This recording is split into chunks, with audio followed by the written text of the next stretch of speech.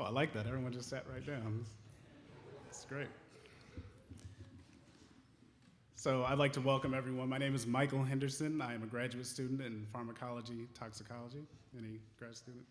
No? This is the 8th annual Social Justice Awards. The Social Justice Awards were started in 2002 by the Martin Luther King Jr. Committee.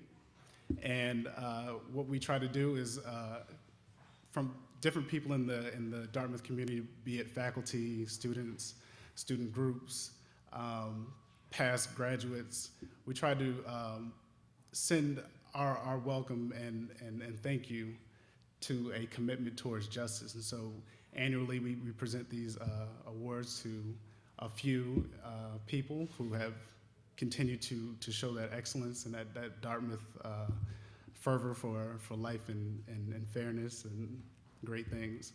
So this year we have a great group of people from various parts of the world, and I think that says a lot about the Dartmouth community in general. This year's Social Justice Awards have been co-sponsored by the MLK Celebration, the Office of Institutional Diversity and Equity, William Jowett Tucker Foundation, the Dartmouth Medical School, and the John Sloan Dickey Center for International Understanding. We're going to begin this evening with a musical selection or two from the Dermatones, and so without further ado, can we welcome them? Can we?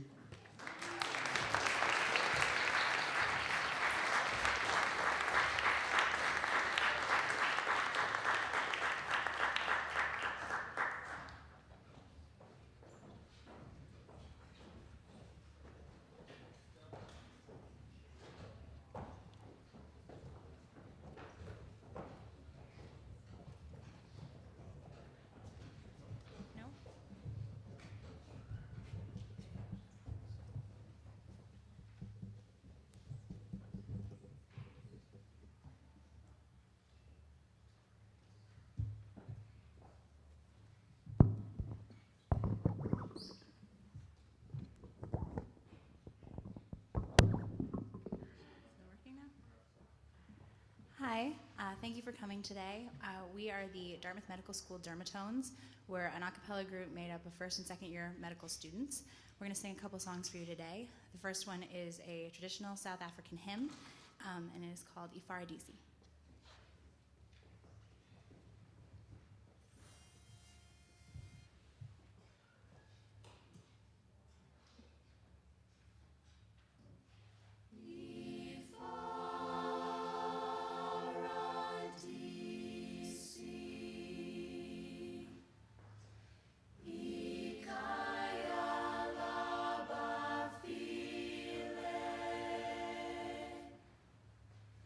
He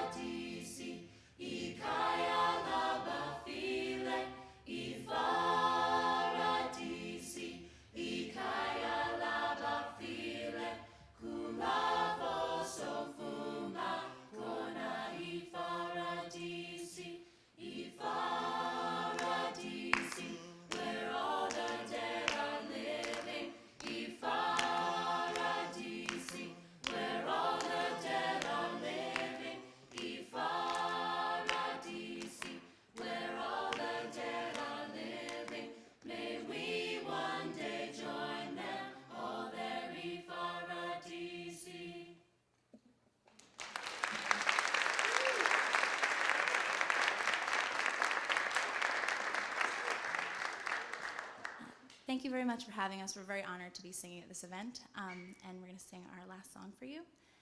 And this song is called Si Hamba.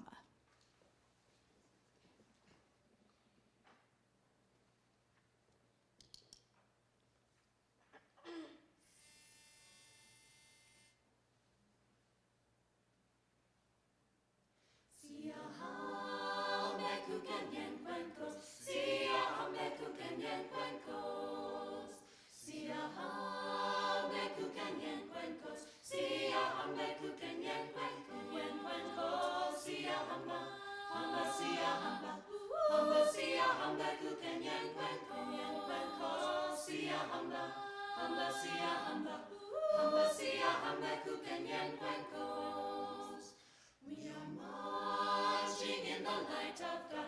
We are marching in the light of God.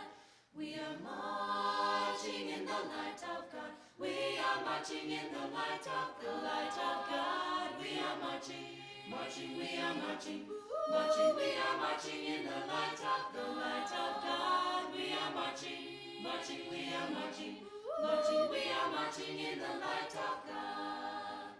We are standing in the light of peace. We are standing in the light of peace. We are standing in the light of peace. We are standing in the light of peace. We are standing, standing, we are standing, standing, we are standing in the light of peace. We are standing, standing, we are standing, standing, we are standing in the light of peace.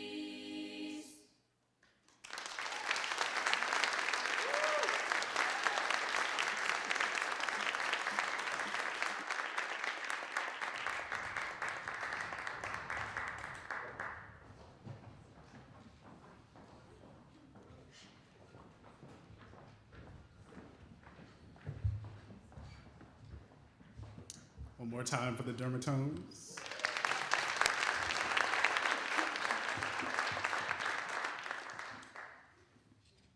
So what is social justice? I went to my mother and I said, I want to say something at this occasion. This is the Social Justice Awards. It's really important. President Wright is going to be there. I'm going to be on stage. I want to say something profound. And, mothers have a way of giving advice without giving advice. So she said, well, what is social justice? And I said, Mom, that is profound. And so I posed the question. And, this is the age of Wikipedia and dictionary.com. And so I looked up, social justice. What does that mean? And dictionary.com says that social justice is the distribution of advantages and disadvantages within a society.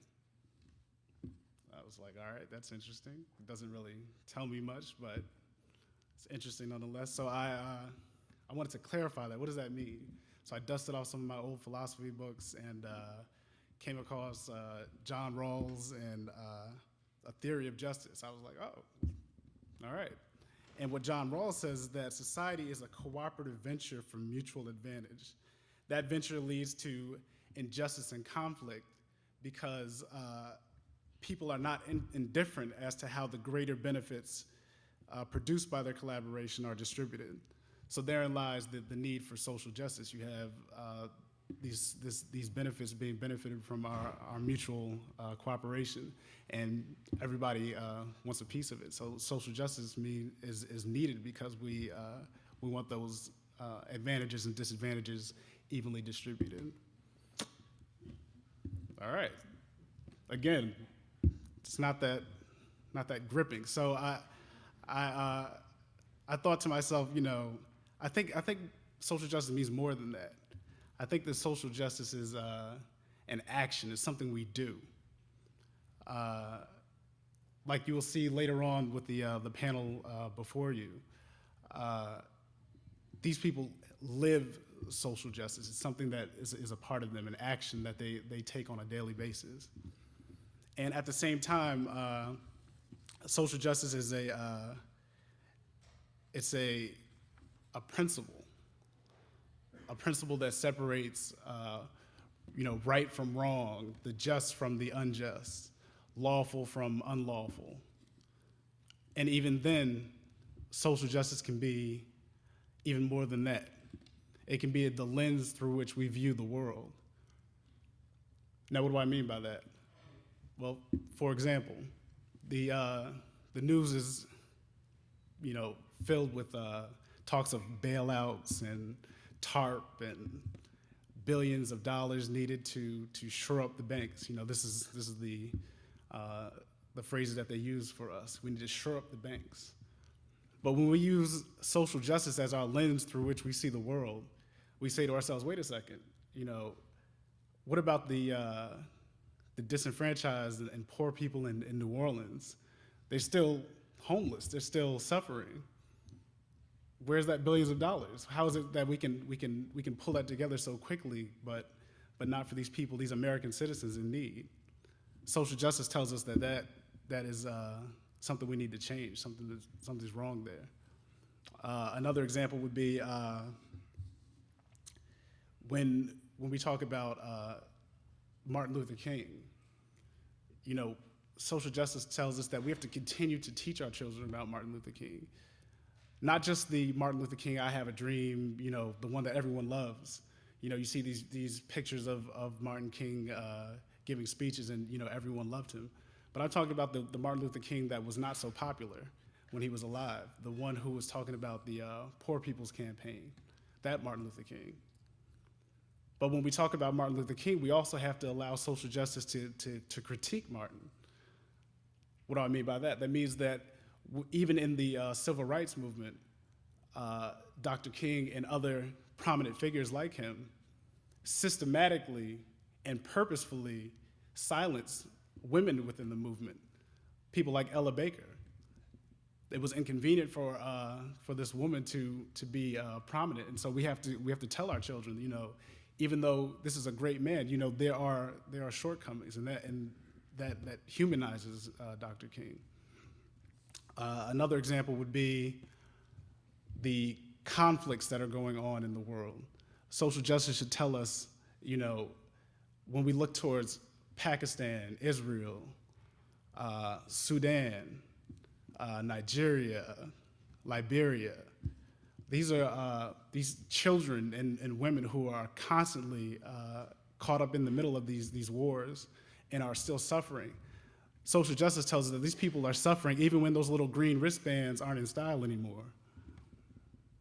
And so I want to just conclude with this thought. When I was in law school, one of my favorite classes was Catholic social teaching, and that was my favorite for a lot of different reasons. It was pretty much a guaranteed A, but there was a thought that we were really left with, and it goes something like this. You live in this world, you know that there's pain and suffering around you. You know that people are dying, you know that there are people less fortunate. One day there may come a time when your children or your children's children may ask you, these people were hurt, they were dying. What did you do? And we're all going to have to answer that question for ourselves at some point. There are people suffering. What did you do?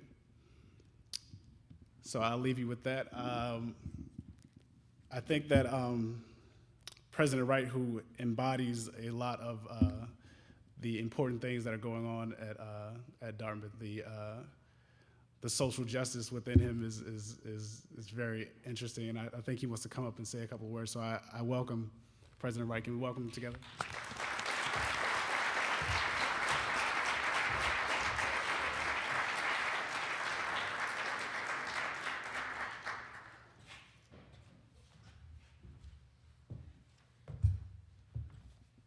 Thank you, Michael. Susan and I are delighted to be here with you and to recognize this year's Social Justice awardees. And it was a treat to have the Dermatones here at the outset of the program. The Social Justice awardees are members of the Dartmouth community who have demonstrated compassion and courage and perseverance and leadership in their work to bring about a more just society and a more peaceful world.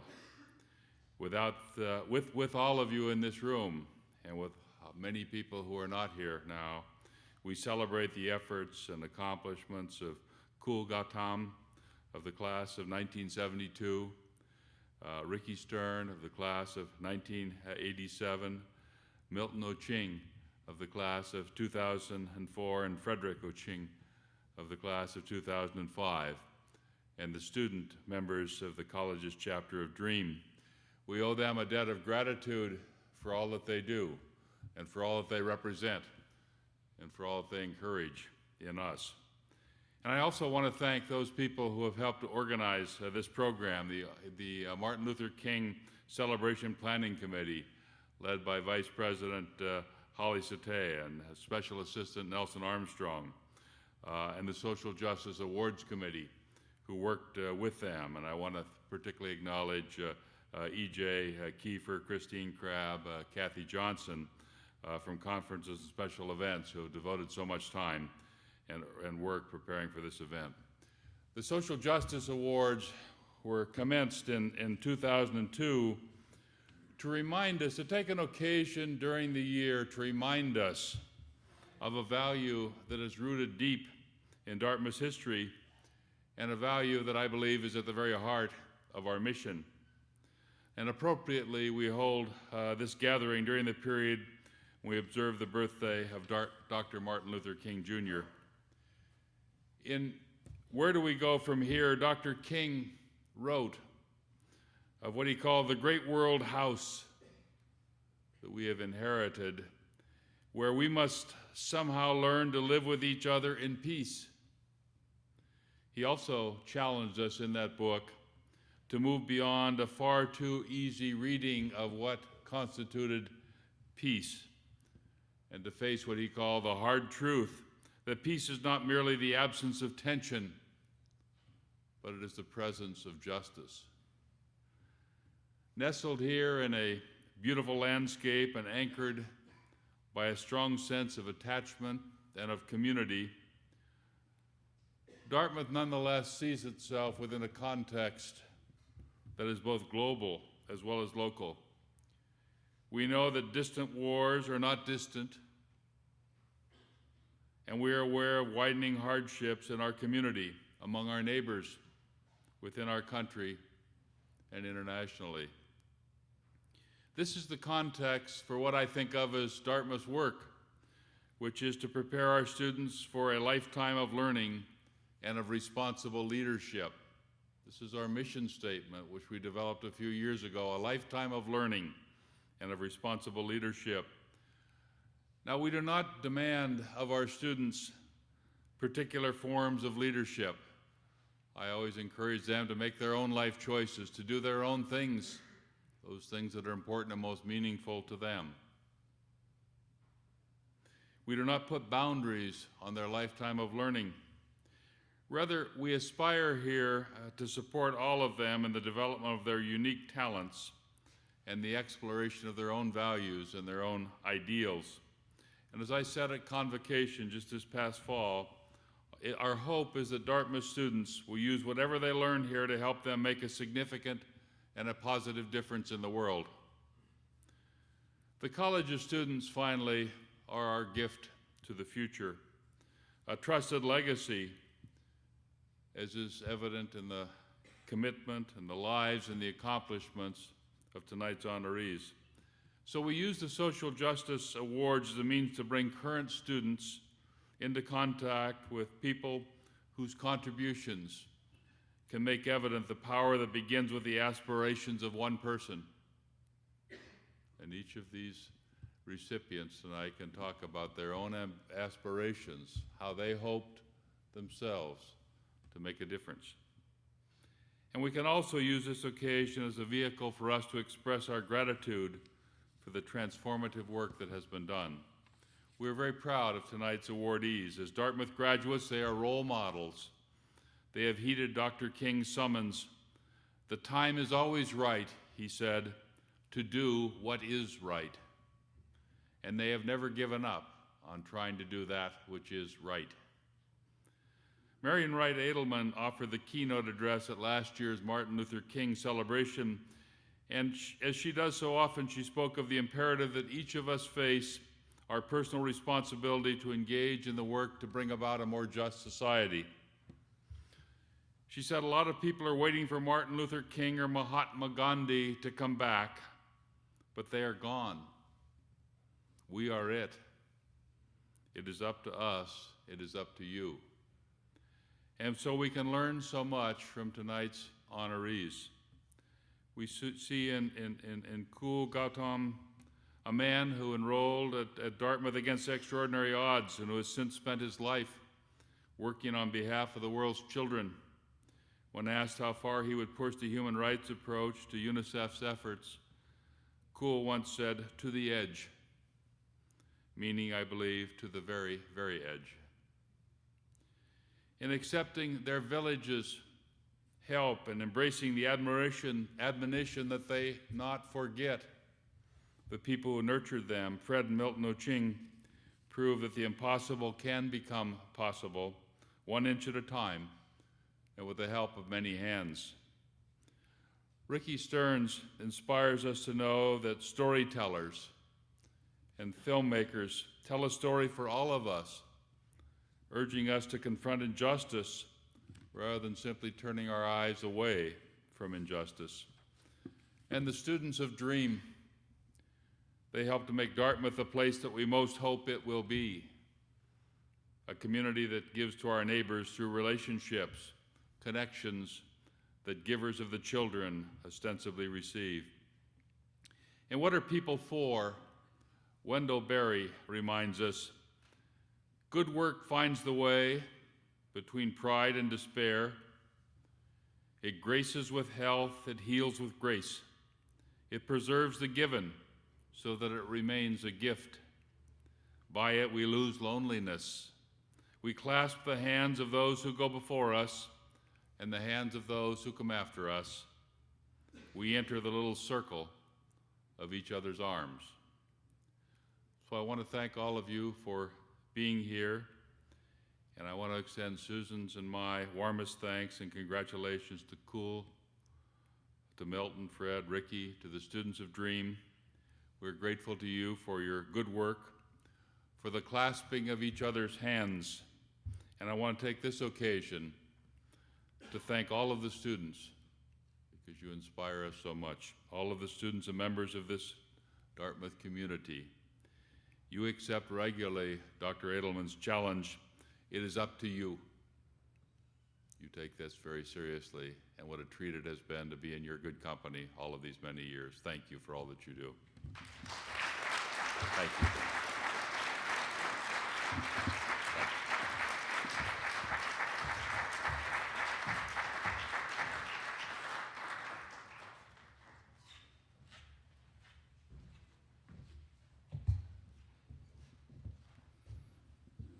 He has such a great speaking voice. I don't want to follow him. All right, we will continue our program with the presentation of awards by Vice President for Alumni Relations, David Spalding, a member of Dartmouth class of 1976.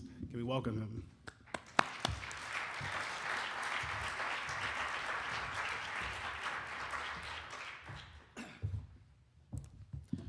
Good afternoon, everyone, and I add my welcome to all of you, and thank you for joining us for this very momentous occasion. We are going to, I'm going to begin the awards with the Student Group Award, which is given each year to a student organization for its commitment to promoting social justice in our community and beyond. This year's award goes to Dreams Dartmouth Chapter. And I'd like to ask Anya Perret, who's here with us, to please come up and join me for the presentation. Several other of the Dream leaders were unable to be with us today. This is actually the afternoon. They work with their mentees. And Daniel Volgino, who was going to be here with us, is out driving people around the community, I gather. And Dylan Nelson and Elizabeth Palmer are actually with their mentees down in New York City. So Anya, thank you for being here to represent the group. Now, I think we have some other students who are involved with the DREAM organization with us, and if they'd please stand while I go through the presentation of this plaque. Or perhaps we don't have other members of DREAM. I did say their mentees are. Yeah, see, the mentees are here, so they're all busy. So let me go ahead and share the citation with you for Dartmouth's chapter of DREAM. The name of the organization stands for Directing Through Recreation, Education, Adventure, and Mentoring. And DREAM is a Tucker Foundation recognized, student-led mentoring organization that works in conjunction with a local nonprofit, DREAM, Inc., to match college students with youth from local low-income housing communities. DREAM, Inc. was founded in 1999 by Dartmouth students seeking to form long-term, one-on-one relationships with children living in local subsidized housing communities. By building strong communities through these relationships, DREAM furthers its mission of empowering children from affordable housing neighborhoods to recognize their options, make informed decisions, and achieve their dreams. The local DREAM programs at Dartmouth College work with the Northwoods and Hollow Drive communities in White River Junction, Vermont, and the Armory Square community in Windsor, Vermont. The Northwoods Hollow Drive program comprises 52 mentors and more than 40 children, while the Windsor program has 22 mentors and 15 children. Every Friday afternoon, these children, ages 4 through 18, come to Hanover and spend a couple of hours with their mentors, enjoying one-on-one time as well as group activities.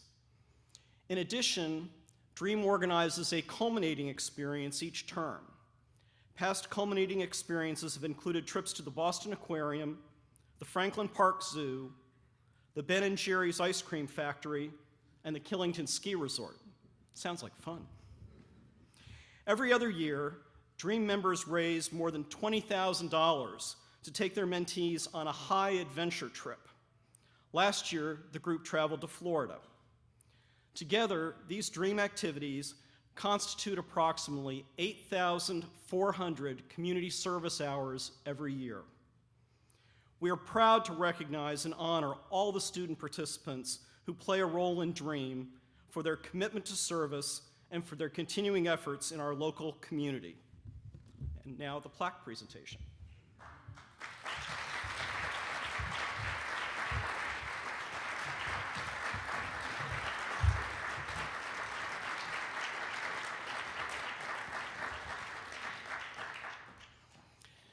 And now I'll begin presenting the individual awards. These awards were originally conceived to honor members of our community and provide us with a venue in which we may acknowledge and reflect on their many accomplishments. The awards will be presented in 3 categories: emerging leadership, ongoing commitment, and the Lester B. Granger 18 Award for lifetime achievement. The honorees' names have been engraved and added to the plaque here in front of the stage. Each award recipient will also be given a clock inscribed with his or her name and an engraving of Dartmouth Hall. The gift of a clock was inspired by a quote from Martin Luther King Jr.'s letter from a Birmingham jail, where he said, "We must use time creatively in the knowledge that the time is always ripe to do right." This quote is also inscribed in the bottom of the Social Justice Awards plaque. Each honoree will have a brief minute to say thank you, and the presentation of awards will be followed by a panel discussion with each one of the individual honorees having a chance to talk a little bit more with us all about their experiences. The first award to be presented this evening is the Emerging Leadership Award. And this award is going to brothers Dr. Milton Ochieng, class of 2004, and Frederick Ochieng of the class of 2005. Milton and Fred grew up in Lawala, a rural village without running water or electricity in Kenya. To see a doctor, villagers had to walk 5.5 miles down an unpaved road, then wait for a public service van to take them 20 miles to the nearest hospital. Milton and Frederick became vividly aware of the tragic consequences of the lack of health facilities in the area. One of the incidents that stuck with them most was a woman who died in labor while being pushed in a wheelbarrow by her neighbors to the hospital. And this inspiration, because of this and similar tragedies, they developed an interest in medicine. Milton was accepted at a prestigious Nairobi high school and then ultimately accepted at Dartmouth College. His parents couldn't afford a plane ticket to the United States, so his villagers sold chickens and other livestock to pay for his flight here to Dartmouth. Here, which Fred also attended, the brothers were inspired by a Tucker Foundation cross-cultural service trip to Nicaragua, in which participants helped to administer a medical clinic with Nicaraguan doctors and nurses. Milton has said that he thought at the time, if a group of Dartmouth students could make a difference in a developing country, then perhaps he could do the same in his own homeland. Encouraged by the wish of their father Erastus, who was dying of AIDS, Milton and Fred formed a committee in Lawala to begin making plans for a health clinic and began to raise support for the project in the United States. Through extensive networking, the brothers raised more than $120,000 in 3 years to support their clinic. Under their direction, the Lawala Committee and their supporters in the US joined forces together to form the Lawala Community Alliance, which works to advance physical health, educational opportunity, economic freedom, cultural vitality, and spiritual growth among the people of Western Kenya. Through their own hard work and that of the Alliance, the Ochiangs and their supporters have successfully orchestrated the opening of the Ochiang Memorial Lawala Community Health Center, which treats more than 1,500 patients monthly and provides basic primary care, maternal and child health services free of charge to approximately 85% of their patients. The brothers' efforts on the clinic have involved numerous Dartmouth students. Among other projects, one student started an organization that helps pay for Lawala students' education. One helped introduce HIV/AIDS testing to the village, and a number have traveled to Kenya to assist with the clinic. In addition to their work with the Alliance, Milton and Fred are pursuing training as physicians. Milton is a resident in internal medicine at Washington University, and Fred is a medical student at Vanderbilt.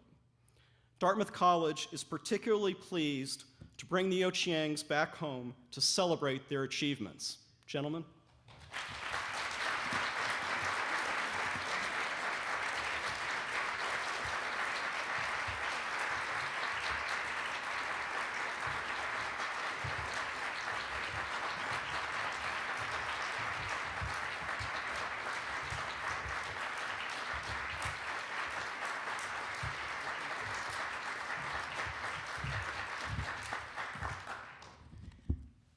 Thank you very much. First of all, I would like to thank the Almighty God who's provided us with the sustenance to see this day. I'd also like to thank my late parents, Erastus Ochieng and Margaret Ochieng. 5 years ago this week, we lost my mom, but looking back now this same week, we are really proud that she's smiling down upon us and that we're getting these awards. I'd also like to thank my siblings, Flo, Grace, Omondi, and Solomon for all their support, and especially to the daughters of Lawala, Grace and Flo, for their support. I'd also like to thank the people of Lawala, without whose support I wouldn't have made it to Dartmouth because of lack of the ticket. I would also like to thank the people of Dartmouth College. I would like to thank Vanderbilt for the opportunity to attend medical school. I'd like to thank Washington University for giving me time off from my residency to come here. And I would like to thank Bloodwater Mission, the navigators, Barry and Ian, for telling our story. And I'd like to pass on the rest to Fred. Thank you.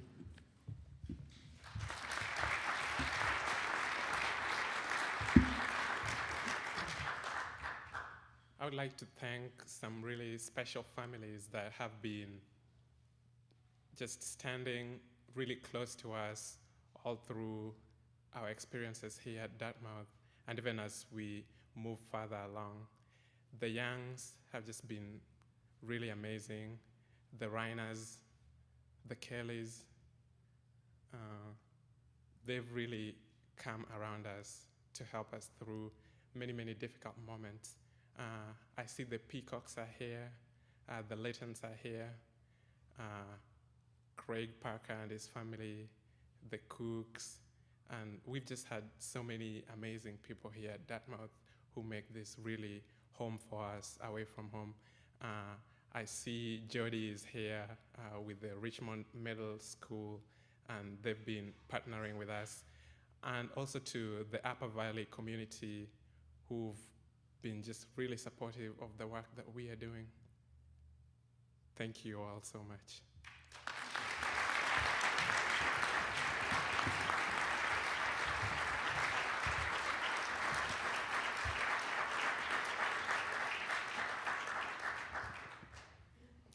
The next award is the Ongoing Commitment Award, and that's being presented to Ricky Stern, a member of the class of 1987. Ricky Stern is a producer, director, and author who has spent much of her career working for social justice through the medium of film. She considers her work with Breakthrough Films, the company she founded, to be an avenue through which she can bring important topics to the attention of the general public and to advocate for social justice in a variety of causes. She finds that film as a medium allows her to present difficult and complex topics and social issues in a way that engages a broad spectrum of people. Ricky co-directed and produced several films with another Dartmouth graduate, Annie Sundberg of the class of 1990. Their films include The End of America, The Devil Came on Horseback, and The Trials of Darrell Hunt. The Trials of Darrell Hunt was about an African-American man who was wrongfully imprisoned for the murder of a white woman for 20 years.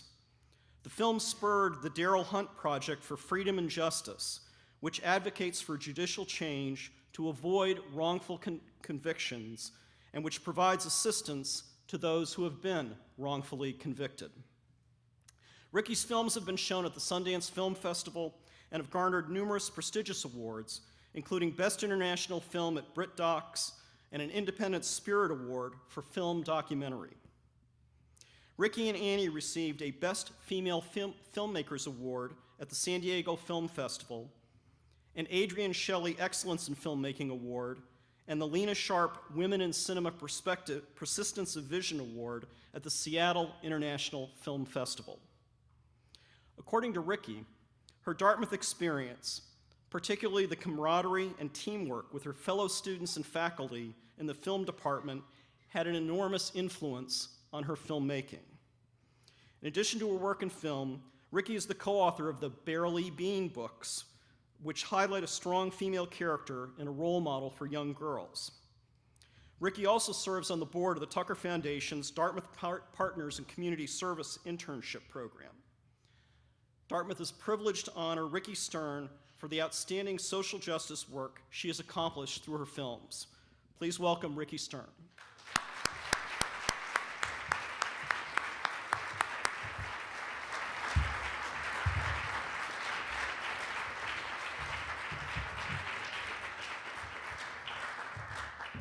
Thank you. Well, I have to say it's really an honor to be here today with Milton and Fred and to meet Cool and to meet the DREAM members. I really just want to listen to you guys talk. So, but thank you so much to Dartmouth. And as was said, all of my films have really come from a teamwork and camaraderie with two of my other fellow Dartmouth students, William Rexer and Annie Sundberg.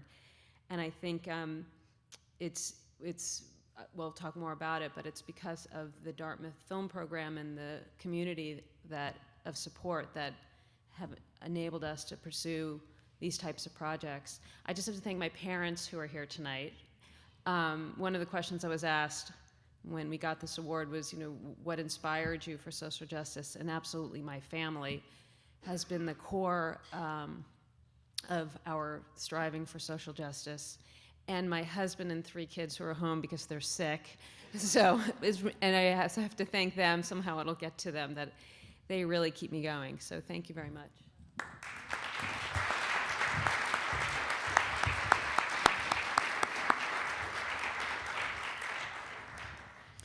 Our next award is the Lester B. Granger 18 Award for Lifetime Achievement. The Granger Award was originated in 2002 by the William Jewett Tucker Foundation and was made a part of the Social Justice Awards ceremony for the first time in 2005. The 2009 Granger Award is co-sponsored by the John Sloan Dickey Center for International Understanding. It is named in honor of Lester B. Granger of the class of 1918. It is given each year to individuals whose commitment to public service has been as exemplary as Granger's own. We are delighted to have in the audience today Lester Granger's nephew, Carl Granger, a member of the Dartmouth class of 1949, as well as Carl's wife, Eloise, and his cousin, June Granger. Could the Granger family please stand so we can welcome them?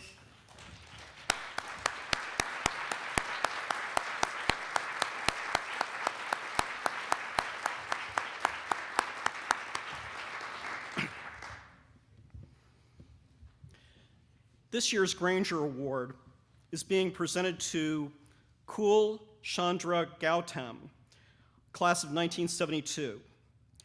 Kul was born in a small village in the mountains of western Nepal.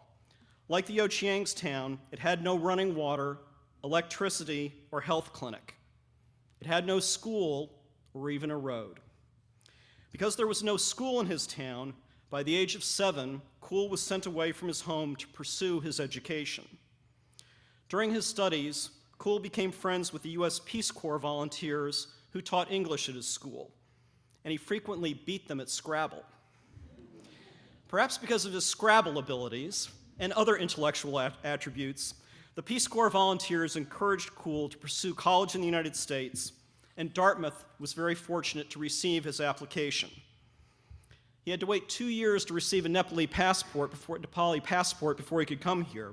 But when he did come, he majored in international relations and pursued a number of extracurricular activities, all of which had an influence on his later career. Among these activities, he was a co-founder and the first president of Dartmouth's International Students Association, which is still very active today. He was also active in the Model United Nations program. His participation in that program proved instrumental in his choice of a career. After earning a Master of Public Affairs degree in Economic Development at Princeton, he began employment at the United Nations with UNICEF in war-torn Cambodia. Kul progressed rapidly in his UN career, serving as UNICEF Program Officer in Indonesia, as UNICEF's youngest country representative in Laos, and then as the first UNICEF representative to Haiti during the tumultuous time in the early 1980s. He subsequently served as Chief for Latin America and the Caribbean, and then as UNICEF's Director for Planning and Program. In the latter position, he was instrumental in planning the 1990 World Summit for Children, which at the time was the largest ever gathering of world leaders in history. The declaration and plan of action for the summit, which he crafted, has become one of today's best-known and most effective instruments for international advocacy and action for the well-being of the world's children. At the global level, Kul has dealt with the highest levels of policymaking at the UN and has overseen UNICEF's policymaking and priority setting for more than 150 countries. At the time of his retirement, he held the titles of Assistant Secretary General of the United Nations and Deputy Executive Director of UNICEF. During his career, Kul never neglected his ties to his home country. Over the course of Nepal's decade-long civil war, he worked extensively in an informal capacity to secure the support of the UN and other key players to promote peace and reconciliation in Nepal. And he spoke forcefully against violence, impunity, and violation of human rights by all parties to the conflict. In recognition of all he has done for the world's children and for human rights across the globe, Dartmouth is deeply honored to present Kool Gautam with the Lester B. Granger 18 Social Justice Award for Lifetime Achievement. Please welcome Kool.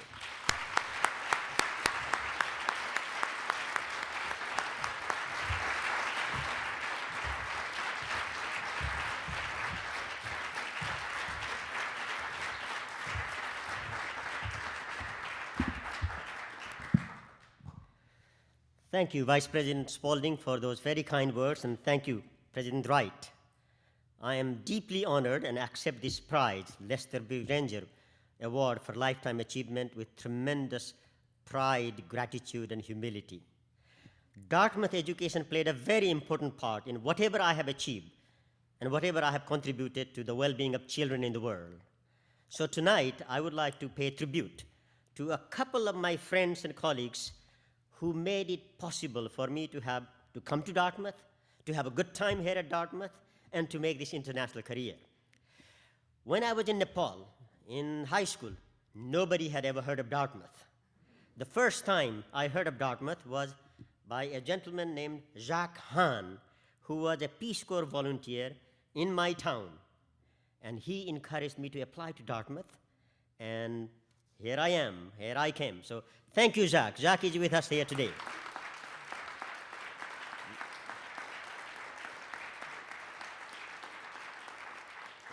Once I arrived at Dartmouth, well, I was rather lost and bewildered in this beautiful but a strange campus. I had a couple of good friends. Two of them are here today, Alan Lovell and Rick Cowan. They helped me guide here, took me to their families, showed me, offered me hospitality, Christmas dinner, Thanksgiving dinner, and all kinds of friendship. And I want to thank my colleagues, Alan Lovell and Rick Cowan.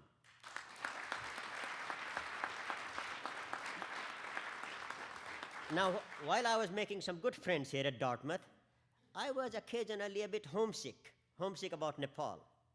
To the rescue came David O'Connor and his family. David O'Connor, a Dartmouth graduate who was also a Peace Corps volunteer, his family were wonderfully hospitable for me, and we have been good friends ever since. He continues to do a lot of work in Nepal. So, David, thank you for your friendship. And of course, many faculty members were not only providing me with quality education here, but they provided tremendous mentorship. I would like to acknowledge three of them tonight. First, Howard Erdman, Professor Howard Erdman. I think he's somewhere in the audience, way back there, my faculty advisor. Thank you. Professor Gene Lyons, I don't know if he's here tonight, who was the head of the international relations program in which I majored. Tremendously helpful to me. And third, Don McNamara, Professor McNamara, he's here. I first took the International Law and United Nations course with him, and that was quite instrumental in guiding me towards the United Nations in my future career. And I also want to thank Britta McNamara, who was so wonderfully gracious, helpful, and tremendously hospitable to me. So thank you. And finally, I want to thank the Granger family. It is such a pleasure now to be associated with you.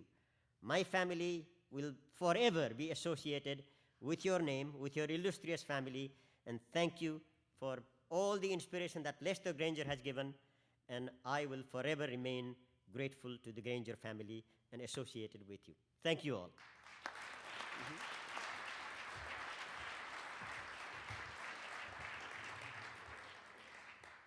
All right, so now we're going to begin the panel discussion with the individual honorees. We'll start with Milton Ochieng, and each honoree will speak for up to 5 minutes, during which time they will address the following questions.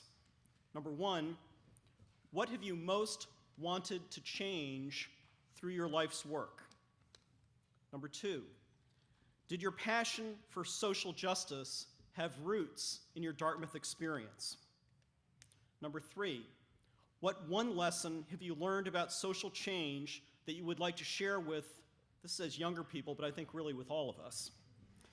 And number 4, how do you sustain the passion that you bring to your work? Now, we will have a Q&A period after the panel discussion, and we would like to ask each honoree to respect the 5-minute time limit so that we can hear from all of you and give all of us some time to ask questions when you're done. So Milton, if you'd please lead off. Thank you very much. First of all, turn the time back so I can get a little bit more time. So, to answer your first question, what have you most wanted to change through your life's work? One of the things that I've always been thinking about, and through the work that we've been doing, I've always thought about, what someone once said, that you go to a place, go to the place where the money is. Basically, if you want to make change, you go to places where there's no trail, and then you leave a blaze right behind you. So for me, and working with the people in Luala, we realized right, when I was still a teenager, that we did not have access to healthcare in the village, and so one of the hardest things was knowing that anytime we went to the community leaders, when we went to the Ministry of Health offices, they said, well, who are you? What makes you think you'll do this? We don't know you. And it was really difficult for me to, break into that group of people to get them to understand what I was dreaming of doing. And so starting from zero, essentially, there was no clinic on the ground. Starting from that and knowing really what I wanted, which was to get a clinic in the village, I just kept going, and despite the ups and downs, I just managed to stay on course, realizing also that along the way, every now and then we'd have people, that would be, one time someone dies, another time someone falls ill along the way, and so there was really no option of going back. If ever at any point I thought to myself, this is difficult, I was always reminded, by a friend, who would die, or in my case, losing both of my parents.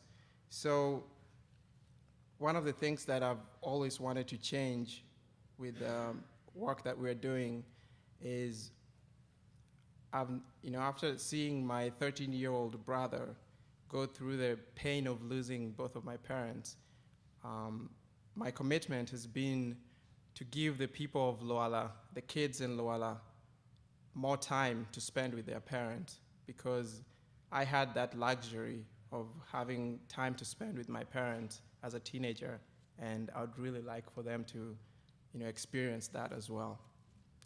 And then, with regards to the second question, did your passion for social justice, have any roots here at Dartmouth College? For me, having grown up in Kenya and having seen firsthand, like you mentioned, seeing a friend whose mom bled to death while they were pushing her on a wheelbarrow, seeking health care, and knowing very well that the people on the ground in Kenya were suffering, I always wanted somewhere in the back of my head, always wanted to have a clinic in the village.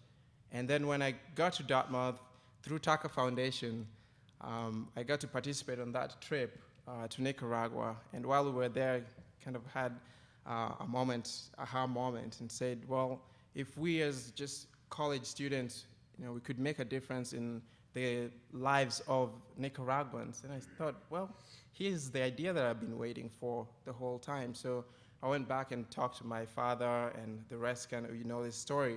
But that's how I got to the point where I put together the idea that I had, and then saw how it was possible to make it a reality. And fast forward 2 years later, kind of brought Fred in the picture, and my father and the Dartmouth people. Dartmouth has remained very central to the work that we've done. It was through that trip in Nicaragua that I met Dr. Young, who has since now become the president of our nonprofit organization. Through that trip, we met Joel Wickery, who put us in touch with Bloodwater Mission, who eventually provided us with the $45,000 that we needed to get the clinic open. And through Dartmouth again, most of the people in our board, the LCA, are affiliated with Dartmouth in some capacity or another.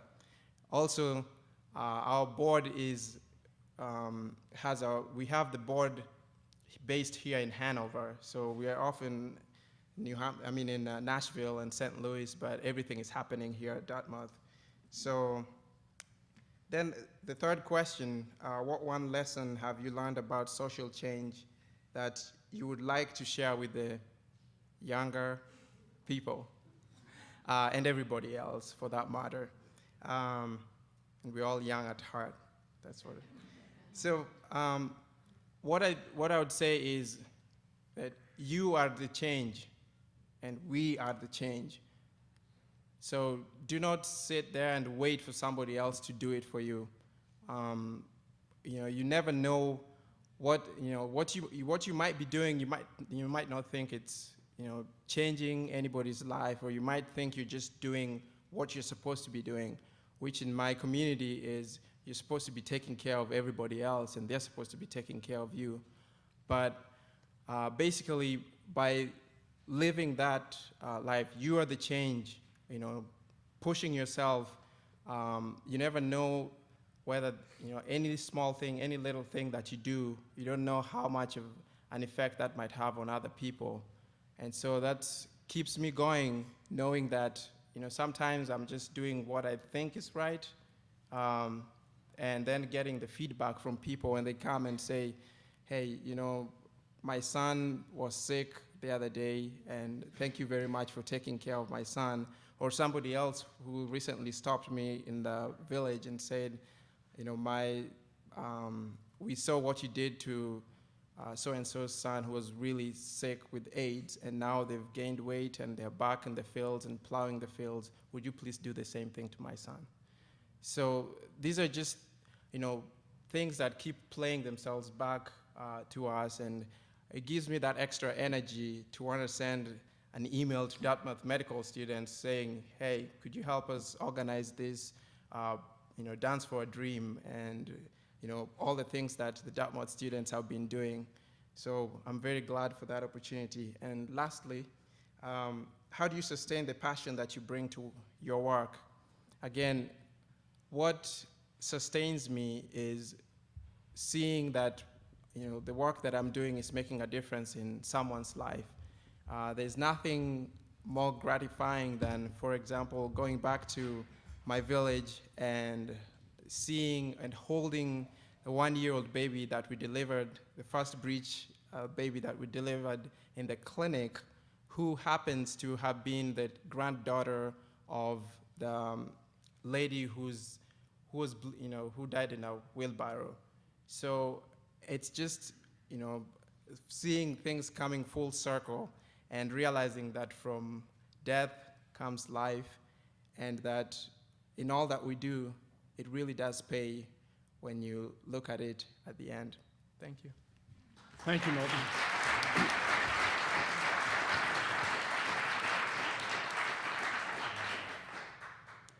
Do you always follow older brother? Yeah, I do. You're up. What have I most wanted to change through the work of social justice? I think Milton already mentioned some of it. So growing up in a little village without access to healthcare, so that really was something that we had experience with all the time. When we get sick and it takes you just so long to try get to see a healthcare provider, and really health, growing up, we always thought, it would be neat to learn how to help people who are suffering in, and when there are diseases coming in. So healthcare was something easy to connect to. But then I think the other key one that, some of these needs you see, it keeps evolving with time. I think with time, we just noticed how education, we were fortunate, both of our parents were teachers and really valued education. But then back at home, it's not free to go to high school. So we looked at ourselves and thought how fortunate we were to have been able to go to a good high school, and looked at our, the other orphans in the village who never had a chance to go to school. And we thought, well, somewhere along the way, I think it would be neat to be able to provide a means for these people, for these young minds to get education, so that they could, it really opens up many ways for many different people. So education and healthcare. Passion for social justice and their roots. I would say the roots really were growing up back at home, but then I would call the Dartmouth experience what really gave me and gave us the wings in order to be able to fly and go out there and do what we were dreaming of doing. And I'll just give an example of, so Milton was finishing his first year in medical school. He's been talking to his advisors about going to build a clinic in our village. We had no money. So we are wishful thinkers, but we really don't have money. And his advisors are telling him, well, show us the money, And I get an email from Craig Parker, who was our NAVS campus minister. He tells me that we were going for a regional conference that would bring together different college students for fellowship. And I'd been telling him about the clinic we were hoping to build, and he said it would be great to have a live Kenyan at this meeting to present to people about the needs. It's winter, it's cold. I don't really want to go out there to become a live Kenyan presenting at a meeting, But I decided to take the step of faith. And during this meeting, we ended up raising $9,000 for the clinic just in one weekend. I give Milton a call, and it was like, are you really serious? Or are you just pulling my legs, But that's, it's great to be thinking about changing the world, but sometimes you really need the means to do it. And I feel like at Dartmouth, not only meeting the people who think alike and kind of want to help push you in that direction, and just to be given the wings to be able to move forward. One lesson that we've learned about social change that we want to share with all you good people. I think it's really important to have conviction and passion for whatever you want to do and try to change.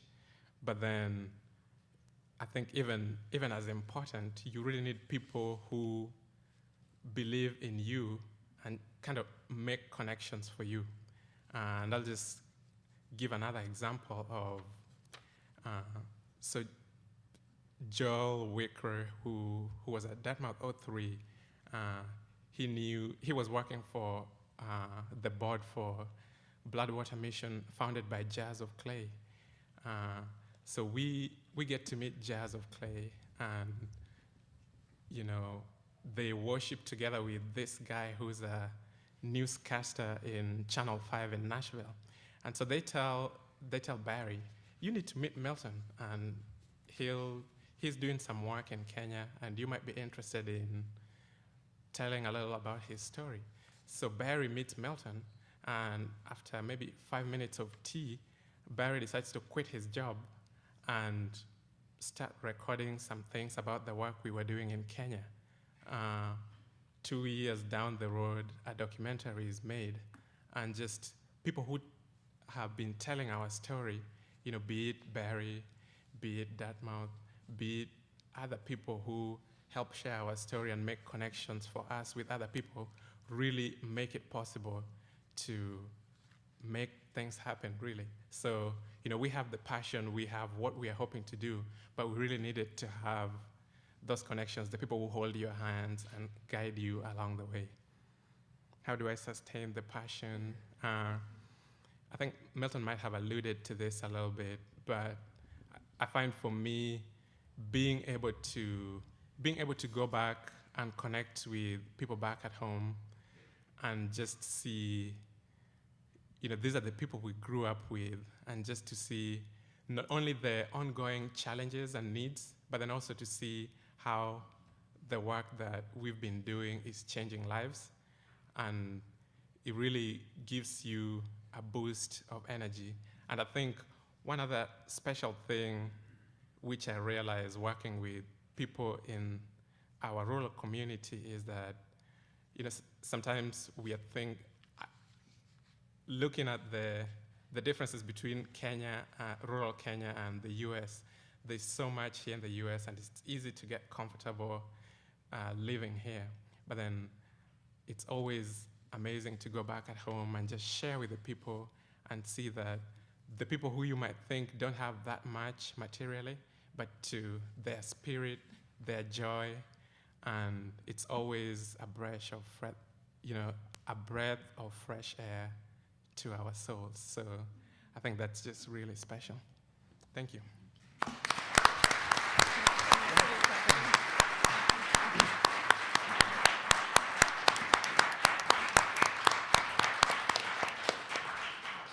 Thank you, Fred. Ricky? What have you most wanted to change through your life's work? Well, I think what Milton and Fred said tonight, and listening to their stories, is very much what I hope to do with the work that I do. I'm sure we're all inspired and thinking, well, how can we help these guys?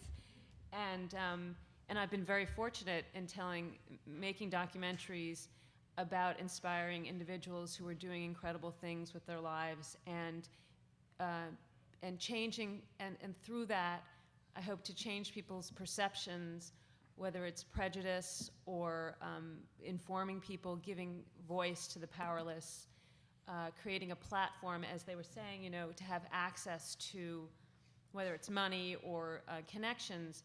Documentaries make heroes out of ordinary people, and I've seen that happen time and time again, and bring light to stories. One of the films we did is called The Devil Came on Horseback, and it's about Darfur. And we told it through the eyes of an ex-US Marine captain. And sometimes we've had to put the appropriate lens on a subject in order to get the eyes on the subject. And so in that case, in order to get Americans' eyes on what was happening in Sudan, we had to tell it through an American. And that's what I think, I love about what I do, is just figuring out, well, why will people care about this? And clearly, their personal stories, the work they're doing, makes us all care, because their passion for the work that they're doing inspires us all, and that's what I try to do with the films that I make. Second, did your passion for social justice have roots in Dartmouth?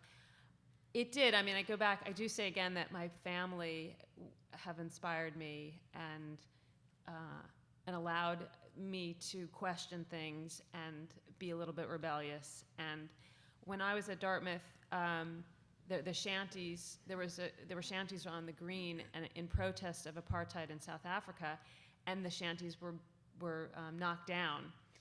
And I think, because I live now by Columbia University, I think had that happened and I had gone to Columbia, you could have walked by it and just not paid attention, because so much is going on in New York City.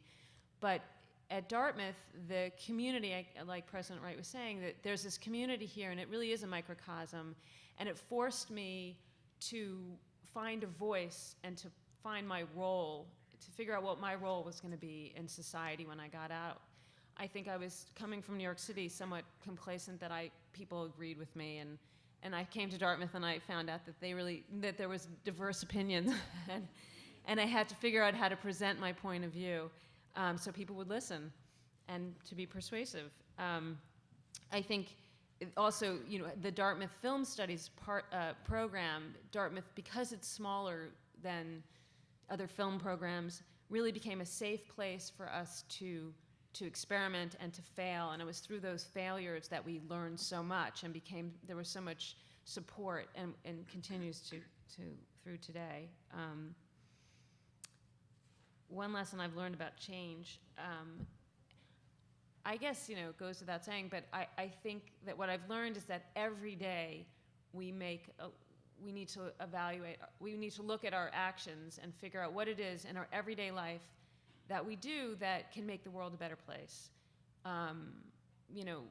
There's a lot of opportunity in New York City because there's so much conflict, and there's so much diversity, and there's socioeconomic diversity, and that you can challenge yourself every day. Well, what can I do to be a better person, to make things better, to make social justice happen? But I've seen that, every film that we've done, we've tried to present our audience with what you can do. And in the case of the film on Daryl Hunt, who was wrongly convicted and spent 20 years in prison, people say, but what can I, there's such injustice in his story. What can I do? And simple things like serve on a jury, vote if you live in a place where you can vote for your district attorney. I think we've seen with young people in this year's elections, that young people more than ever have been inspired to realize the impact they can make in social change. And if not for the young people, who knows if Obama would be president today. So I think it was directed at younger people, but we can ramp it up to ourselves. I think people really now more than ever, whether it's with the environment or realize that everyone has to play a role, because it's not going to change otherwise. And how do I sustain my passion? Well, I definitely think having little kids running around help and help distract me. And one of the first films I did was about a youth program in Harlem, and it was really inspired by being a volunteer at a welfare hotel in New York City, which thankfully the welfare hotels have mostly shut down. But I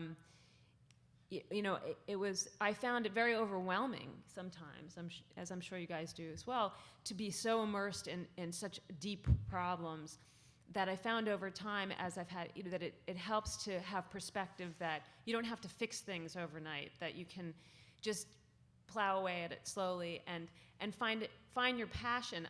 The other thing I would just say is that I feel very privileged to be able to make a difference and do something that I love at the same time. And I think, for Dartmouth students, I say to this when I go to film studies all the time, find out what you love to do, and then use that, whether you're a writer or a doctor or an educator or working for the government, to make the difference, and then your passion will be sustained.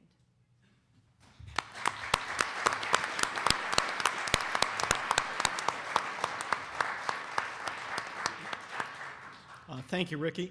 Cool. Well, one thing I learned at Dartmouth is to dare to be different and not to be a conformist. So, David, I will not answer your question in the order that you asked, but I'll answer them in a roundabout way. Lester Granger, in whose honor I have received the Lifetime Achievement Award today, used to say that the key goals for the black community in America were the right to work, the right to vote, the right to physical safety, and the right to dignity and self-respect. These are precisely the kinds of goals I have tried to pursue for the world's children in my long career with UNICEF and the United Nations. Dartmouth provided me with a superb education and extracurricular activities for pursuing the cause of social justice, human rights, and world peace. In the late 1960s and 1970s were perhaps the most exciting time to be in an American university campus. The widespread protests against the Vietnam War, the sadness and anger following the assassination of Martin Luther King and Robert Kennedy, the excitement of the newly emerging environment movement, the women's rights movement, the civil rights movement were reverberating in all college campuses, including here at Dartmouth.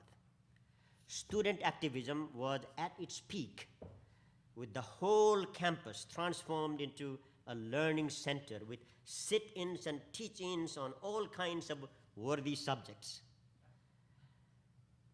And I became one of the student activists in that exciting times.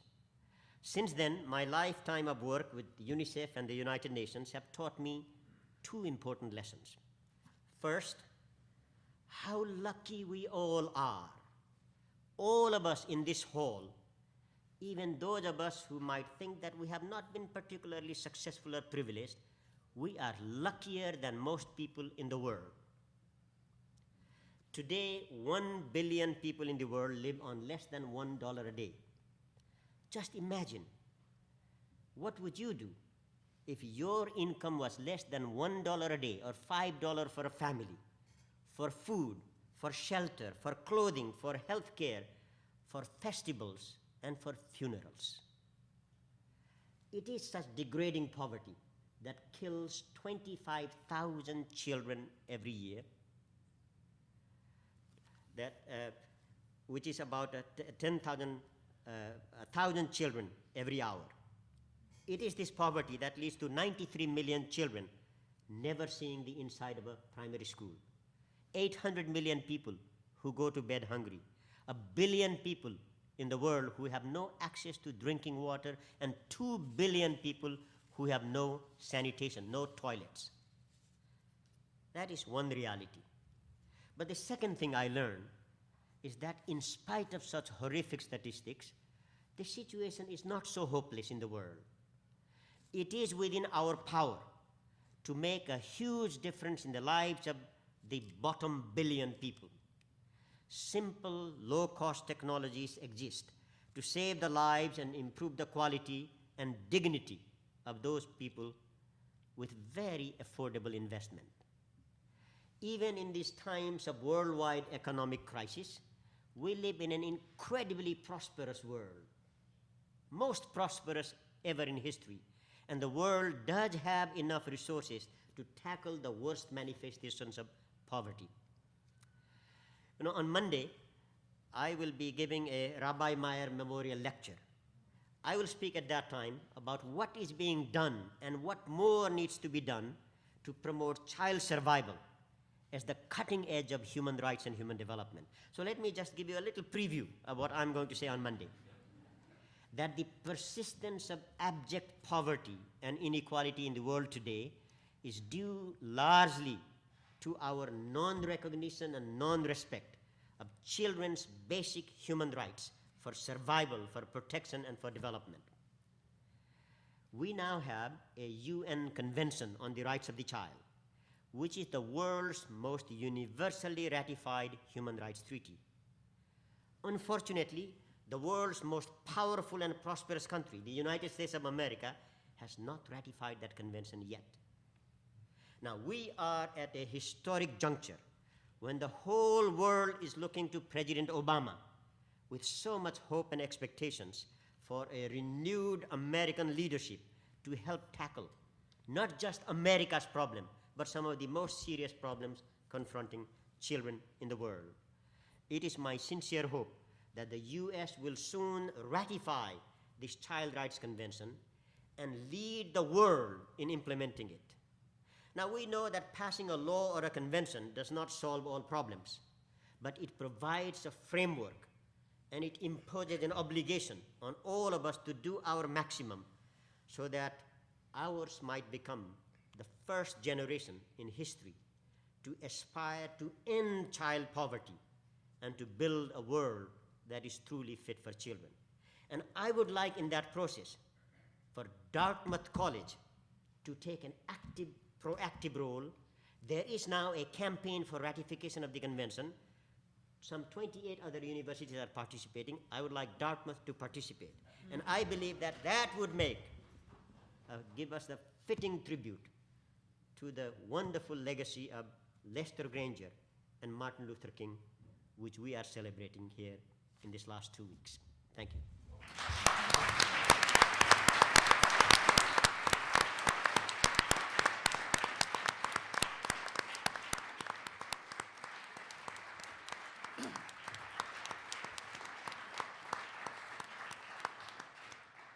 quite fitting for this panel to end with a call for action. So, now I'd like to open it up for questions to the audience. I ask that you please frame your remarks in the form of a question as opposed to a comment, and keep your questions brief if you could, so we can hear from as many people as possible. So if you do have a question, raise your hand, and we've got folks with microphones who'll bring you a microphone so you can then ask your question. I went on too long. I scared you all.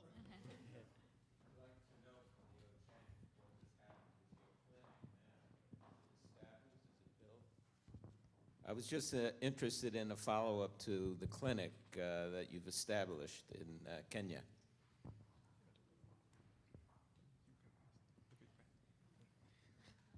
Thank you very much. The question is about the follow-up on the clinic in Kenya. So yes, we opened the clinic on April 2nd, 2007, and right now we have full-time clinicians at the clinic. We have 2 clinical officers, that's the equivalent of physician assistants. We have 3 nurses, and we have lab technician and a pharmacist. They've all been recruited from within the district. They work Monday through Friday seeing patients, and on weekends for emergencies. They see on average somewhere between 70 to 100 patients every day, sometimes up to 1,500 patients a month. And since the opening of the clinic, they've seen anywhere between 25,000 to 30,000 patients to date. 65% of the patients that we see are children under age 5.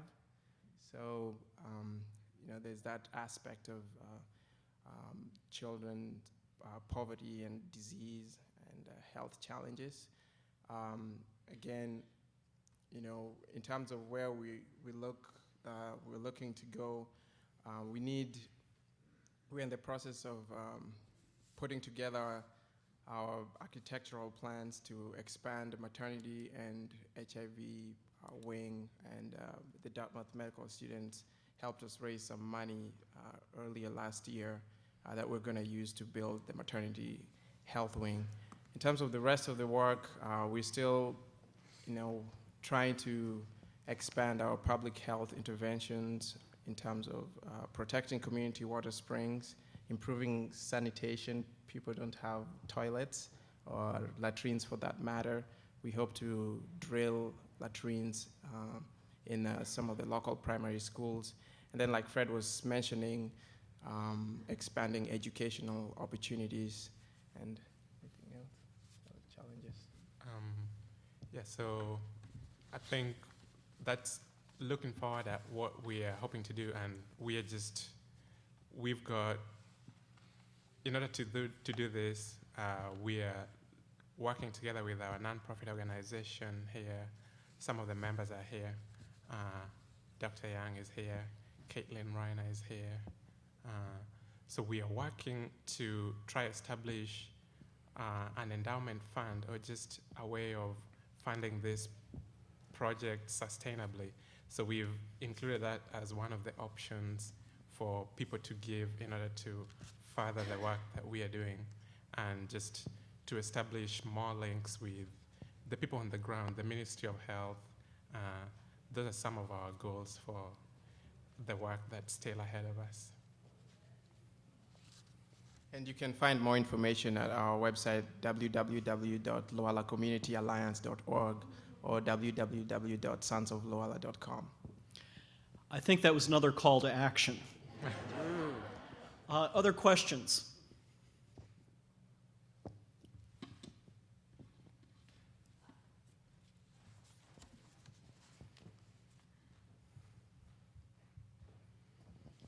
I would like to ask Cole, how do you see the relationship of the status of women and the rights of women?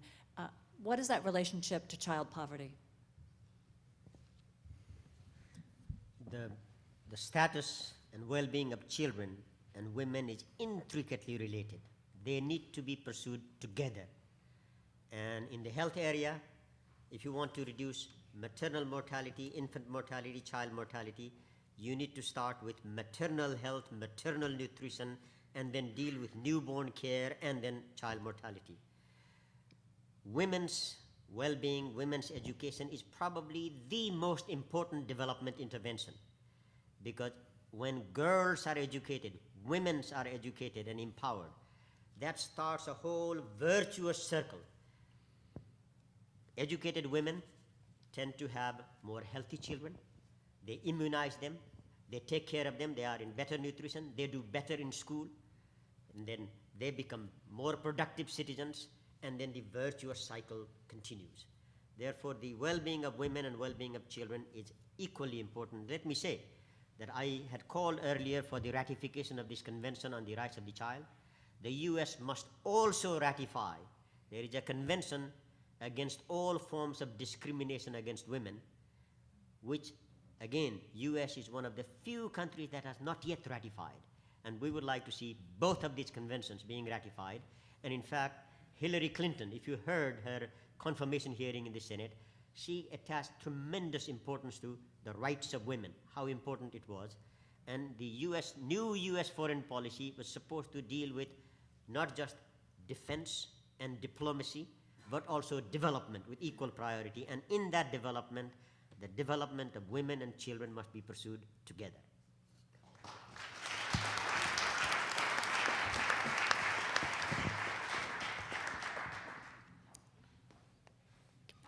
Hi, One more. Hi, my question is for Ricky Stern. My senior year in high school, I went on a field trip to see your documentary, The Trials of Daryl Hunt.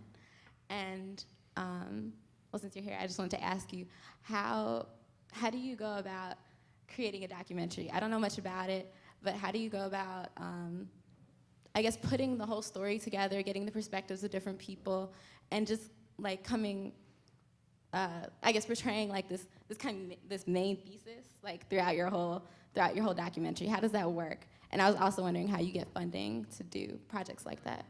Okay, this will be a class now. In short, that film, The Trials of Daryl Hunt, very much, I think, like everybody here, you know, we followed sort of a passionate call to action. I got a phone call from someone I knew who was in North Carolina and said, I think there's a man who's been wrongly convicted twice at trial. He'd already been tried twice of this rape murder. It's very racially charged. Could you come down with a film crew and film this? And literally drove down with my 2 other Dartmouth friends and a Dartmouth professor who did sound, and we lived there as long as we could afford to for a couple weeks and filmed this hearing, and it spiraled from there. In the case of that film, we filmed it over 13 years. Daryl's case went back and forth. It was turned down by the state Supreme Court, and he was basically sentenced to life in prison with no hope of getting out until in 2003 they found the real murderer through a DNA match, although they had DNA in 1993. Very complicated story. But so, you know, that was a film that we filmed over 13 years, and for a while the film sat, you know, in a closet because we couldn't get support for it. We couldn't actually get support because here was a man who had been convicted twice by the courts. The state Supreme Court said he was guilty, and who were we, a bunch of young filmmakers at the time, to say we think he's innocent and everyone else is, you know, doesn't know. And we couldn't get support. We wrote to every lawyer and law group and United States organization.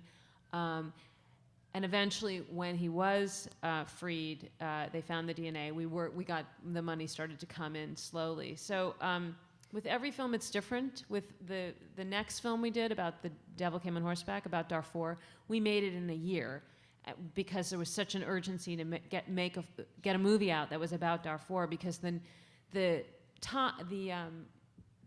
television news in the year that we made the film had only ever, the total number of minutes they had profiled about Darfur that year was 7 on news. And, you know, people had never seen photographs of Darfur. They hadn't heard it. Now it's slowly coming out, but we felt an urgency at that time, and we made it more quickly.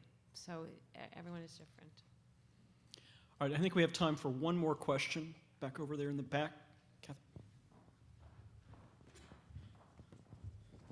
I'm really struck by the role that communication plays for for everyone's work, everybody on the panel's work. And of course, the minute that you can have the imagery and the power of film, you know what that's like. People begin to glimpse the story that you're passionate about getting out, and then support comes and support comes. And so I wonder if, I don't know who the question's for, really anybody who wants to jump in, what do you see as the potential for the age we're living in right now in terms of communication, and what do you see as the perils, if there are any? Cool. Yeah, let me take that on. Indeed, I think what is so special and different about these times compared to the times of our parents and grandparents are that today, with today's information and communication technology, we can reach every nook and cranny of the world. You know, in the old days, when there was poverty, ignorance, illiteracy, disease, we could not do anything. We could not get the message to remote areas. Today, we can do that.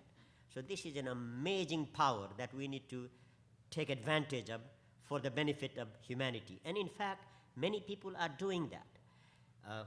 Filmmakers, film stars. You know, in UNICEF's work, it is not just the doctors and the nurses and the professionals.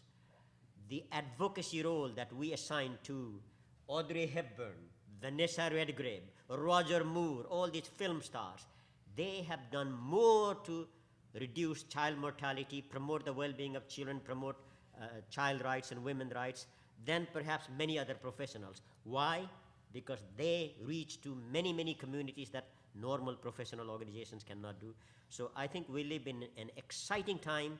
Our challenge is how do we take advantage of that communications media to do good and not for destruction, because so much of the media is also used for destructive purposes. Well, let's thank all of our panelists and our award winners for sharing with us today.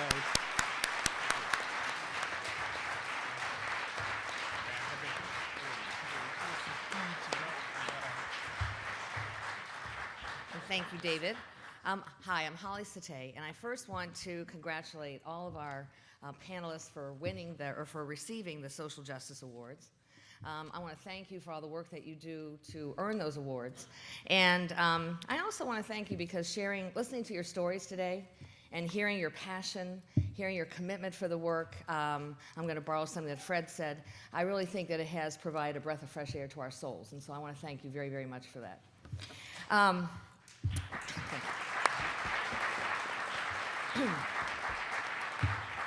Before Michael closes the program, I wanted to take a moment, though, and thank all the people on the committee, the Martin Luther King Celebration Committee, for their work in putting together this year's program. And I know a lot of them couldn't be here because it's Friday afternoon, but for those who are here, when I call your name, if you would stand up, that would be terrific. Liz Augusto, Manny Aguilero, Carla Bailey, Stephanie Baker, Byron Brees, Richard Crocker, Dia Draper, Judith Fothergill, Kristen Garcia, Harmony Gibb, Peter Glenshaw, Leonard Greenhalgh, Sadna Hall, Clarence Hardy, Karen Henderson, Michael Henderson, Sue Ann Hennessy, Susanna Heschel, Camille Holmes, Samantha Ivory, Katherine Johnson, Carrie Jones, Margaret Lawrence, Kurt Nelson, Kesanoda, Ya Obeng Adusare, Joe O'Donnell, Annalise Orlick, Tony Pippi, Eric Sanabria, Sylvia Spears, Betsy Winslow. So if you would stand, anyone that's here, I would really like to say thank you.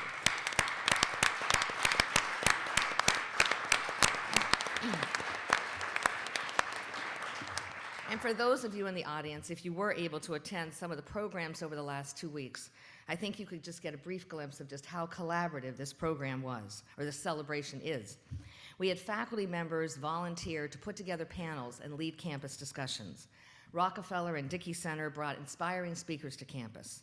The Hopkins Center not only provided technical support for the programs that we held at the Hop, but honestly, I think Margaret Lawrence went over the top when she brought Sweet Honey in the Rock during this time period. Graduate students and undergraduates planned discussions and incredible performances. Administrative departments like Human Resources and the Student Activities Office hosted programs for employees. Our community, during a community service program here in one day, made 16 quilts, all in the spirit of Dr. King. And the Tucker Foundation introduced this year's event with a faith celebration with Reverend James Lawson. So it's really been just an incredible program. It's been gratifying for me to see all the different departments that have wanted to be involved in honoring the life and legacy of Dr. King and in celebrating the diversity of our community. Now, this is the first time that I served as co-chair of the planning committee with my friend Nels Armstrong. And I have to say that it's one thing to sit around a table with a group of colleagues and you throw out ideas about all the wonderful things you want to do. But it's another thing to make them happen and to make them happen seamlessly. So I want to thank the people, particularly individuals who helped us so much behind the scenes. First, I do want to thank the staff of IDE, and in particular, Byron Brees and Manny Aguilera. And secondly, I want to thank the Conference and Special Events, E.J. Kiefer, and the Conference and Special Events staff. They are a remarkable crew. What you don't know is that we were thrown some pretty crazy curveballs over the last 2 weeks. And it's inevitable in a program of this size. It seemed like 2 years when it was happening. It's inevitable in a program of this size. We had a speaker who got sick. He was miraculously cured, and he was great. We had security issues, not to mention Mother Nature, which caused us to move some programs. Throughout all of this, Christy Crabb, Kathy Johnson, and Camille Holmes, absolutely unflappable. I want to give you an example. Yesterday, we had another change come in over the transom. Christy called me, and instead of saying, oh my gosh, is this ever going to end? What is going on with this program? She said, Holly, what would you like to see happen? And then she made it happen. So I would like everyone to join me in a round of applause to just thank those wonderful people. Yay. And now I want to turn it over to Michael, who will close the program. Thank you all very much.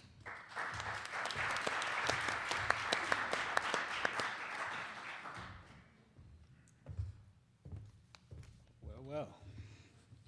You guys did an excellent job. Can we give it up for them again?